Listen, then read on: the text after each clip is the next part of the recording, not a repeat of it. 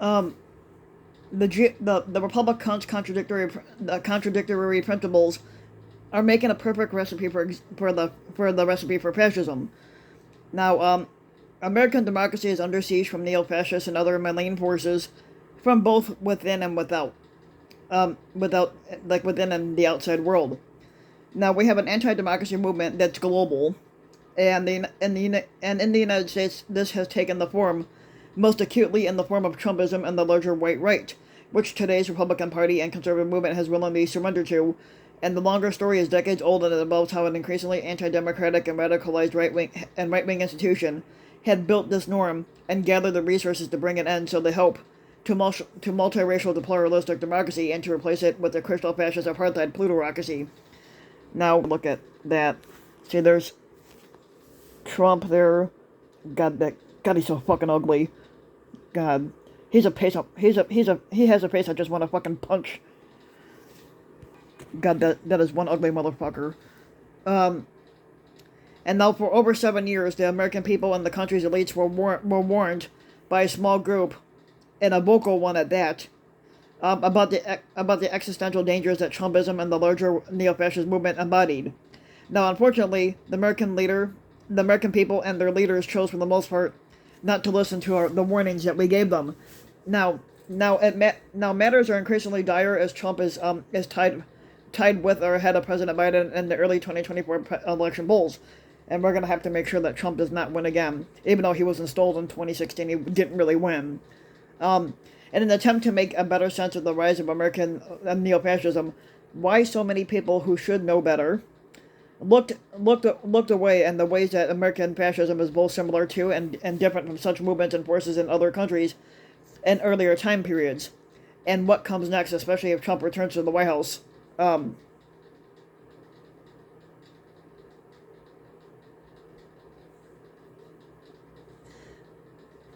Now I'm keenly aware of how contemporary fears and fantasies shape how people interpret the past, present, and future. But I'm personally anxious about current political trends, especially because so many people appear to be caught in the disinformation bubbles, and they have little exposure to or willingness to consider competing ideals. Um,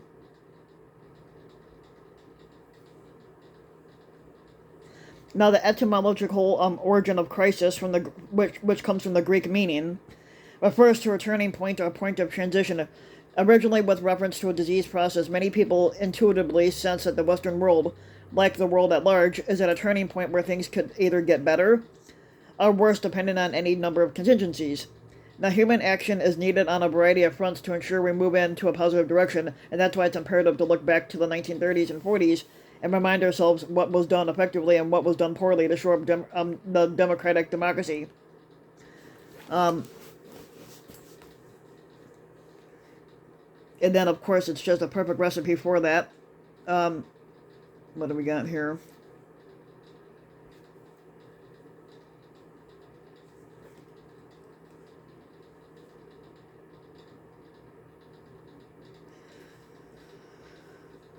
Um, Now we can move on to a moment of clarity. In a response to Israel's war against Hamas, President Joe Biden and the now criminally indicted leading Republican squatter candidate Donald Trump have demonstrated very different models of leadership. The stark differences between the two leaders are another example, even though Trump was never really a leader anyway. But the stark difference between one leader and squatter are another example of how America's democracy crisis is not just a political problem, but it is a moral and cultural sickness that is far greater than any one political leader, political party, or political movement altogether. Now, President Biden has given a series of speeches and interviews where he condemned Hamas's barbarism, and he reinforced America's commitment to Israel, emphasized the need to find a long-term solution to peace in the region. He attempted to calm worries that the war could spiral into a larger regional conflict, and he cautioned against the temptations of anti-Semitism and hatred in their own various forms. And he spoke directly about the need to protect the human rights of the people of Gaza, and the majority of whom have no connection to Hamas at all. President Biden traveled to Israel on Wednesday to signal America's support for the war against Hamas. Now, while there, he also announced humanitarian aid for the people of Gaza. Now, ultimately, whatever you may think about America's foreign policy as it relates to the Middle East and Israel, Biden's leadership style and demeanor in this time of crisis are most certainly presidential. Now, by comparison, how have Donald Trump and the other leading Republican fascists and members of the right wing movement behaved in response to the horrible events of October 7th?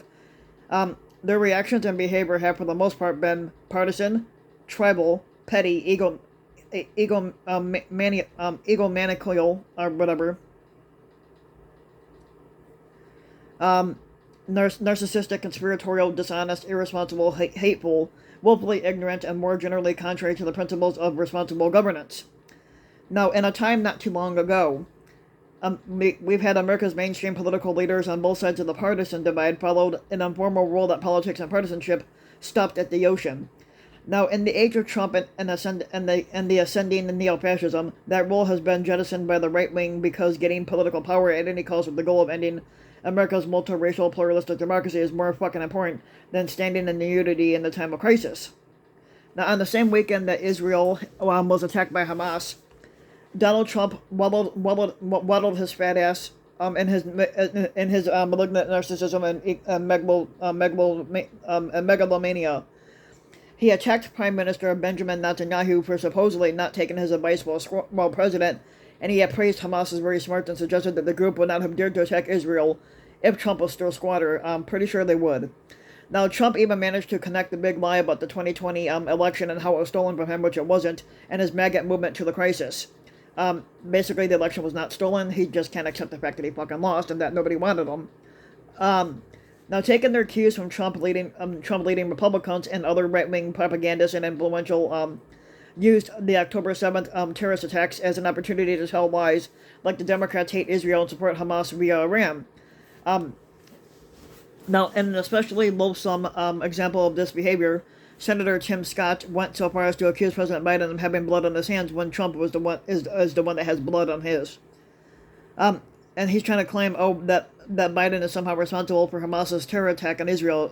Biden has nothing to do with that.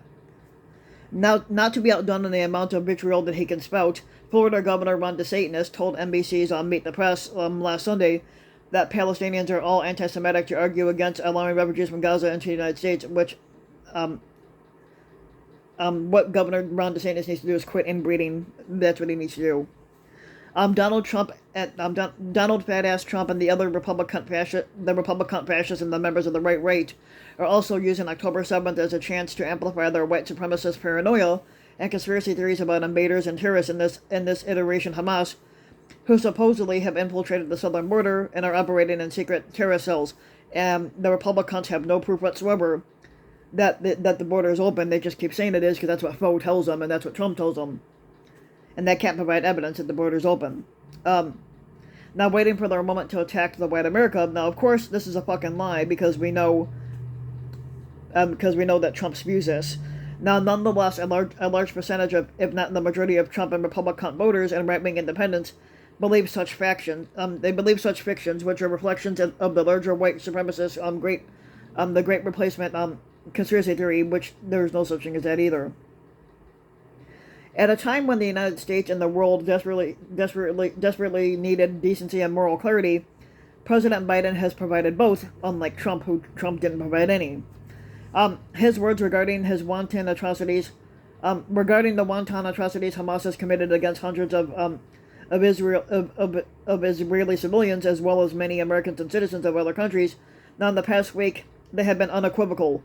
Now, in remarks to a gathering of American Jewish leaders Wednesday, he described the mass murder as sheer evil and likened it to the worst atrocities of ISIS. Now, in condemning the terrorism and offering support to Israel's military response, the president also reminded the new emergency war government under Prime Minister Benjamin Netanyahu of its responsibilities under the law of war.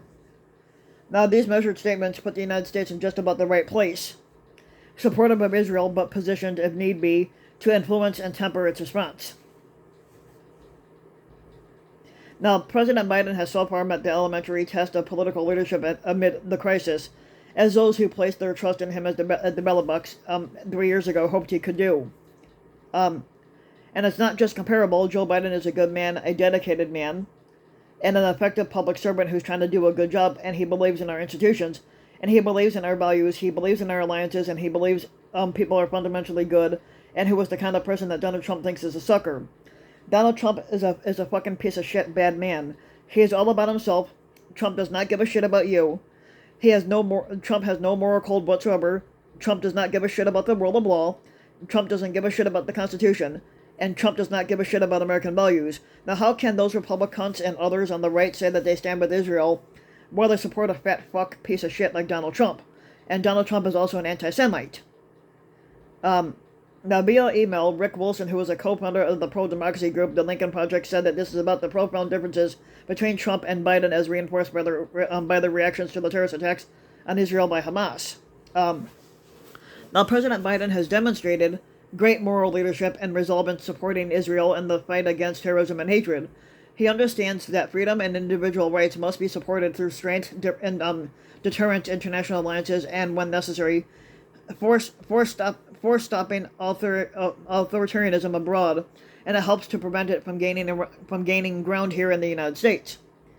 Trump, on the other hand, is a transactional actor only concerned about how he can exploit this movement for his own personal benefit, and he cares nothing about human rights and renewing democracy.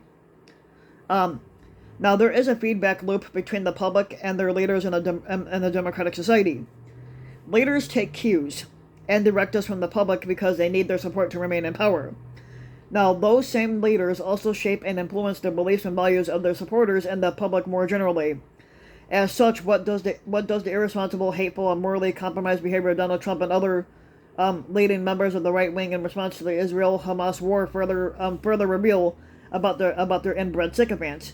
In the most basic sense, they have normalized deviance and embraced antisocial and other anti-democratic values and beliefs as a function of what psychologists have described as malignant normality. A series of recent public opinion polls offer support for this conclusion. A 2018 Gallup poll showed that in the age of Trump, the Republicans now believe that presidential moral leadership is increasingly unimportant, so they don't basically give a shit whether the person is a good leader or not. They just basically want somebody in there. Republicans are much less likely now than they were during the Bill Clinton years to say that it is very important for the president to provide moral leadership for the U.S. Democrats, on the other hand, as they are more likely to believe moral leadership is important now. But basically, they don't give a shit about moral leadership when it comes to Donald Trump squatting in the White House.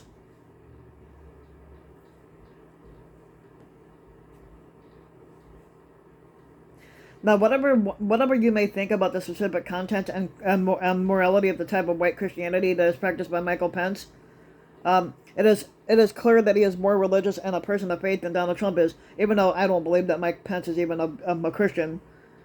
Now, Trump is a man who has repeatedly demonstrated his discomfort with, if not outright disinterest and contempt for the religiously minded. Now Trump is if Trump is religious in any way, which he's not, it is a transactional as a way for him to get votes from the Christian right. Now, racism, white racial resentment, hostile sexism, and other forms of prejudice and hatred in the form of social dominance, behavior, and authoritarianism have also played a powerful role in why Republicans and other conservatives have embraced the moral corruption of Trumpism and the American neo-fascism. Now, this is channeled through a yearning for a return to the good old days and traditional values and making America hate again.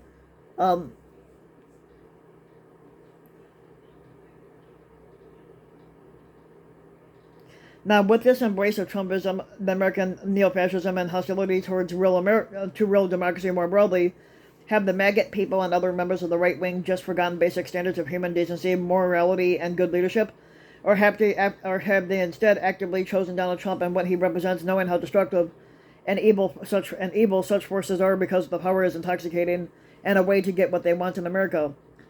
They feel increasingly hostile to and alienated from, even if that means ending democracy. Now, which of the two scenarios is going to be worse? We're not fucking sure, but in the end, how and if America can escape the Trumpocene in this time of democracy crisis in the long term will greatly depend on the answer to these fucking questions. So if you like the video, you can give the video a like and subscribe to my channel, RBW King. You can also hit the notification bell so you'll be notified when a new video comes out. And if you want to support my work even further, you can donate to my Patreon link, which you can find in the About section of YouTube. And for just a little, a few bucks a video or a month, your donation can help go a long way. And thanks for listening.